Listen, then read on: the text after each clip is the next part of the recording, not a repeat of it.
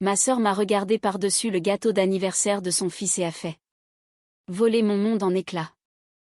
Mon fils est l'enfant de ton défunt mari. A-t-elle annoncé haut et fort, en s'assurant que tout le monde dans la pièce l'entende, avant d'ajouter, concernant son héritage, je récupère la moitié de ta maison à 800 000 euros. Un silence de mort s'est abattu sur la pièce. Mes mains ont commencé à trembler et ma vision s'est brouillée alors qu'elle jetait fièrement sur la table un testament à l'allure officielle.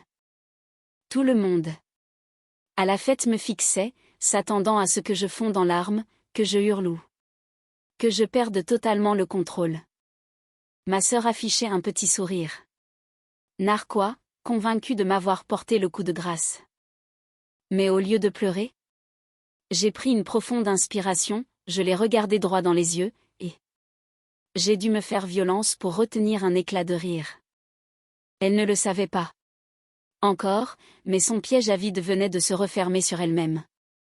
Suivez mon histoire jusqu'au bout pour savoir pourquoi. Je m'appelle Lisa, j'ai 28 ans, et je me suis retrouvée à naviguer dans un cauchemar que je n'aurais jamais pu anticiper. Il y a seulement 3 mois, mon monde s'est effondré lorsque mon mari, Étienne, m'a été arraché dans un accident de voiture soudain et tragique. Le deuil était un poids lourd, étouffant, me laissant totalement seule dans cette magnifique maison à 800 000 euros que nous avions mis des années à bâtir ensemble. Chaque recoin de ce foyer contenait un souvenir. Et, honnêtement, sortir du lit chaque matin ressemblait à l'ascension d'une montagne. Mais la famille est censée être ton pilier dans ces moments-là, n'est-ce pas? C'est ce que je ne cessais de me répéter quand ma sœur, Chloé, m'a invitée pour le premier anniversaire de son fils. Je ne voulais pas y aller. Je ne désirais rien de plus que de me cacher sous ma couette pour pleurer en paix. Pourtant, je me suis forcée à afficher un visage courageux, à bien m'habiller et à franchir le pas de sa porte, croyant qu'être entourée par les miens aiderait à guérir mon cœur brisé. Avant de révéler le piège choquant qui m'attendait derrière cette porte, commentez ci-dessous la ville depuis laquelle vous nous regardez, afin que je puisse voir jusqu'où le voyage de Lisa rayonne. Alors que j'entrais dans la fête, serrant un petit cadeau emballé, la pièce était remplie des éclats de rire des enfants et de musique.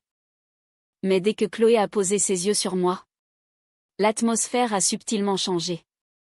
Il y avait une étrange lueur prédatrice dans son regard qui m'a noué l'estomac instantanément. Elle n'agissait pas comme une sœur en deuil soutenant une veuve, elle agissait comme une louve attendant le moment parfait pour frapper. La fête a continué pendant 1 heure, mais la tension dans l'air était telle qu'on aurait pu la couper au couteau. Je suis restée assise discrètement au bout du canapé, essayant tant bien que mal de passer inaperçue, mais Chloé ne cessait de me lancer des regards avec un sourire suffisant qui me donnait la chair de poule. Enfin, l'heure du gâteau a sonné. Tout le monde s'est rassemblé autour de la table, riant et prenant des photos. Tandis que mon petit-neveu gazouillait joyeusement.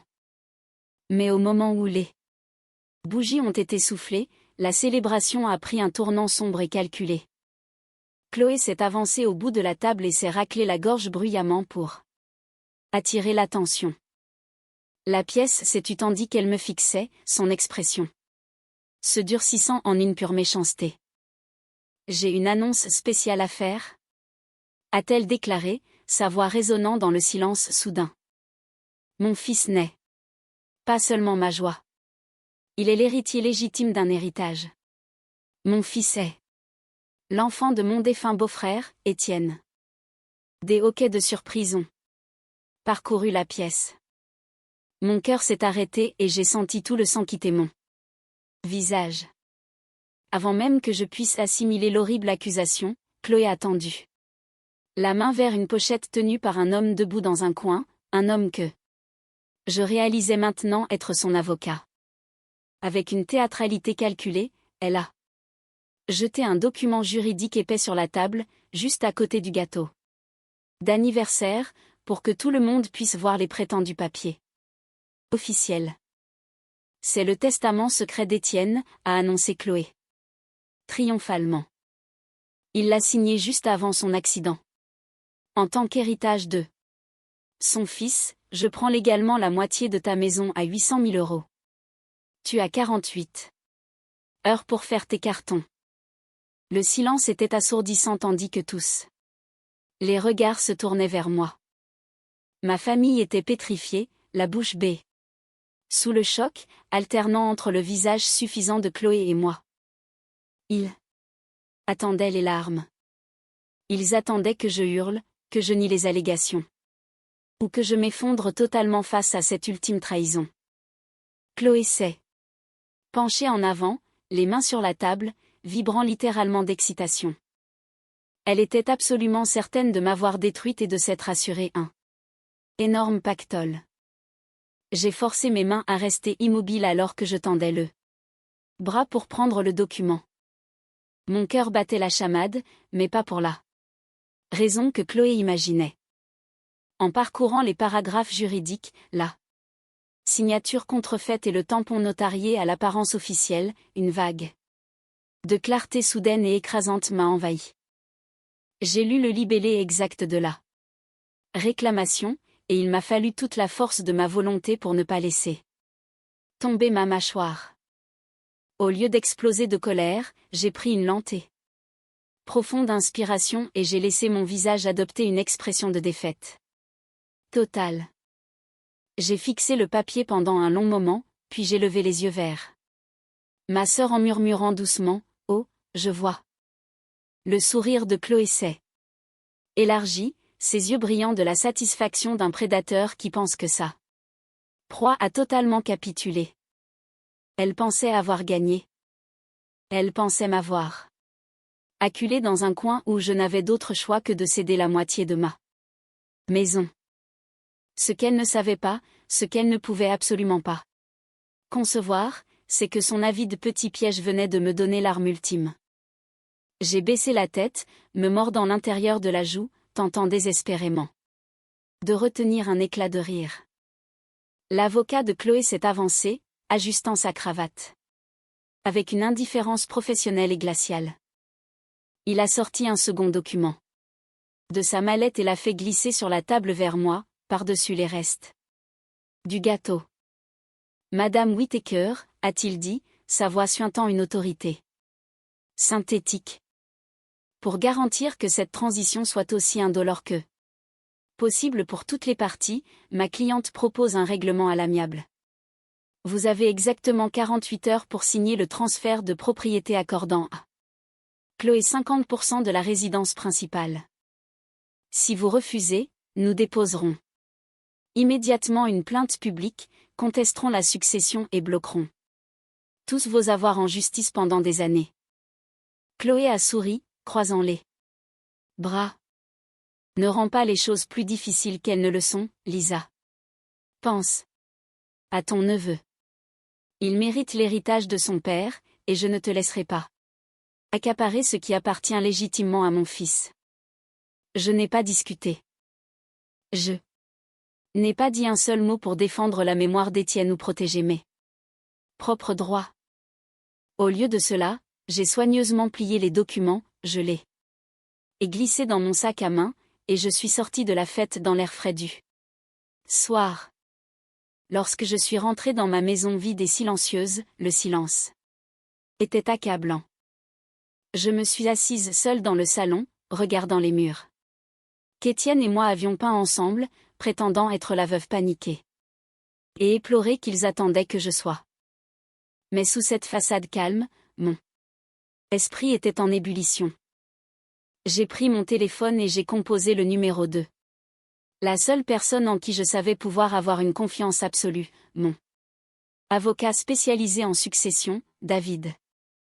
David, il faut qu'on se voie demain matin à la 1re heure, ai-je dit. Ma sœur vient d'essayer de me tendre un piège, et j'ai besoin que tu m'aides à le refermer sur elle. Le lendemain matin, le soleil filtrait à travers les fenêtres du bureau de David. Mais l'atmosphère à l'intérieur était intense et concentrée. Je me tenais assise. En face de lui, observant son visage s'assombrir à mesure qu'il lisait attentivement le faux testament et les documents agressifs que l'avocat de Chloé m'avait remis. David a secoué la tête, un air de profond dégoût traversant ses traits.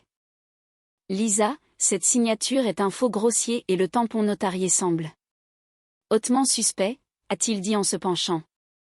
Nous pouvons facilement contester cela devant le tribunal, mais cela prendra du temps et une bataille publique sera incroyablement stressante pour vous durant cette période de deuil. Je me suis adossée à ma chaise, un sourire calme et assuré se dessinant sur mon visage. David, nous n'allons pas traîner cela dans une longue bataille judiciaire, ai-je dit doucement. Parce que j'ai une information qui rend toute cette réclamation complètement impossible. C'est un secret qu'Étienne et moi avons gardé totalement privé du reste de la famille. David m'a regardé, confus, alors que je plongeais la main dans mon sac pour en sortir une pochette scellée et certifiée de notre médecin de famille, un document que j'avais gardé précieusement depuis des années. J'ai fait glisser le dossier médical sur le bureau. Ouvrez-le, ai-je ordonné. David a brisé le sceau, déplié les pages et a commencé à lire le compte-rendu clinique. En quelques secondes, ses sourcils se sont soulevés d'un air de stupeur absolue. Les dossiers médicaux étaient concluants et irréfutables. 5 ans avant même qu'Étienne et moi ne nous rencontrions, il avait reçu un diagnostic d'infertilité masculine absolue et irréversible. Il était physiquement et biologiquement impossible pour lui d'être le père d'un enfant. Le fils de Chloé ne pouvait absolument pas être celui d'Étienne. Ma sœur avait bâti tout son plan d'extorsion sur un mensonge grossier, ignorant totalement que la science allait la détruire. La salle de réunion du cabinet était d'un silence étouffant lorsque j'y suis entrée le lendemain matin. Chloé et son avocat étaient déjà installés d'un côté de la longue table en acajou, leurs expressions projetant un air de triomphe absolu. Chloé me regardait avec un sourire condescendant pendant que son avocat disposait les documents finaux de transfert de propriété juste devant eux. Mon avocat, David, était assis tranquillement à mes côtés, gardant un visage parfaitement neutre alors qu'il posait sa mallette sur la table. Nous sommes ravis que vous ayez décidé d'être raisonnable, Lisa, a déclaré l'avocat de Chloé en faisant glisser les documents de modification de propriété vers moi sur le bois poli. Signez maintenant évite une bataille judiciaire publique incroyablement sale qui ne ferait que porter honte à la mémoire de votre défunt mari. C'est mieux pour tout le monde si nous réglons cette affaire de famille discrètement aujourd'hui. Je n'ai pas dit un seul mot. Au lieu de cela, j'ai pris mon sac à main, en ai sorti un stylo, calmement, j'ai repoussé les documents vers Chloé. Je pense qu'il n'est que juste que la réclamante légitime signe son nom en premier, ai-je dit, gardant ma voix stable et totalement dépourvue d'émotion. Chloé a souri avec empressement, saisissant le stylo sans une seconde d'hésitation. Elle a griffonné sa signature au bas de la page, validant totalement sa réclamation sous peine de parjure et s'enfermant elle-même dans son récit frauduleux. Son avocat a souri, croyant qu'il venait de voler avec succès la moitié de ma maison à 800 000 € sans lever le petit doigt. Au moment où son stylo a quitté le papier, mon regard de défaite a complètement disparu. J'ai regardé David, qui a ouvert sa mallette et en a sorti le dossier médical certifié ainsi qu'une plainte reconventionnelle fraîchement rédigée. Nous les avons abattus sur la table juste devant Chloé. Qu'est-ce que c'est, a-t-elle demandé, son sourire vacillant. Ce sont les dossiers médicaux d'Étienne prouvant son infertilité absolue, ai-je dit, appréciant la façon dont son visage est devenu livide. Et ceci est une plainte pour fraude, faux et usage de faux, et tentative d'extorsion. Tu viens de signer un document frauduleux sous serment. Les yeux de son avocat se sont écarquillés alors qu'il fixait la preuve clinique. Il a remballé sa mallette et est sorti, laissant Chloé totalement seule face aux conséquences. Que auriez-vous fait face à un membre de votre famille qui vous a trahi de cette façon? Commentez vos réflexions ci-dessous et découvrez les 2 histoires préférées sur votre écran dès maintenant pour plus de rebondissements stupéfiants.